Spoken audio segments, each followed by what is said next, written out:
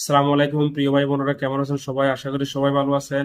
আজকে আরেকটি গুরুত্বপূর্ণ ভিডিও নিয়ে আসলাম আপনাদের সামনে। আজকের ভিডিওর বিষয়বস্তু হচ্ছে কিভাবে আমরা ফেসবুকের কাছে আমাদের বিভিন্ন সমস্যা নিয়ে আবেদন করব বা রিপোর্ট করব।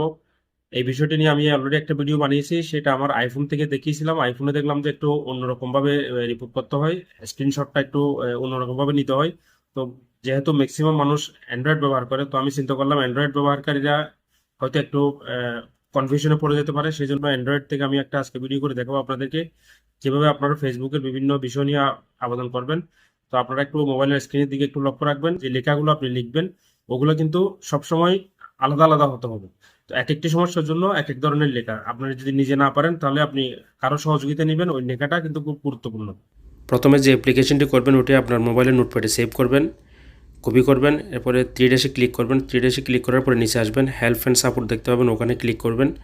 ওখানে ক্লিক করার পরে রিপোর্ট এ প্রবলেমে ক্লিক করবেন। ক্লিক করে একটু অপেক্ষা করবেন। এরপরে দেখবেন continue to report A problem, ওখানে ক্লিক করবেন। ওখানে ক্লিক করার পরে নতুন একটা ইন্টারফেস আসবে, ওখানে ক্লিক করবেন হচ্ছে ইনক্লুডে ক্লিক করবেন। ইনক্লুডে ক্লিক করার পরে স্ক্রল ডাউন করে নিচে আসবেন, প্রোফাইলে ক্লিক করবেন। প্রোফাইলে ক্লিক করার পরে একটু অপেক্ষা করবেন। এরপরে আপলোড ফ্রম ফোন, এখানে একটা আপনার স্ক্রিনশট নিয়ে রাখবেন অবশ্যই, আগের যে আপনার প্রবলেমটি আছে ওখান থেকে ওটা আপলোড করবেন। ডিসক্রাইব দ্য ইস্যু যেখানে লেখা আছে ওখানে আপনার অ্যাপ্লিকেশনটি বসাই দিবেন, আপনার নোটপ্যাড থেকে কপি করে আনা। এরপর উপরে দেখবেন একটা এরো চিহ্ন আছে, ওখানে ক্লিক করলে আপনার রিপোর্টটি ফেসবুকের কাছে চলে যাবে। আশা করি আপনারা আমি যে ভিডিওটি দেখিয়েছি, যেভাবে স্ক্রিন শেয়ারের মাধ্যমে দেখানোর চেষ্টা করেছি, আপনারা বুঝতে পেরেছেন। এভাবে আপনারা সবসময় আপনাদের যে কোনো সমস্যা নিয়ে ফেসবুকের কাছে আবেদন করবেন। আবেদন করলে হয়তো আপনার এই সমস্যাটা ফেসবুক যখনই নোটিস করবে আপনাকে একটা রিপ্লাই দিবে।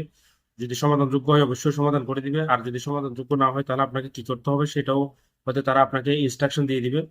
ধন্যবাদ সবাইকে।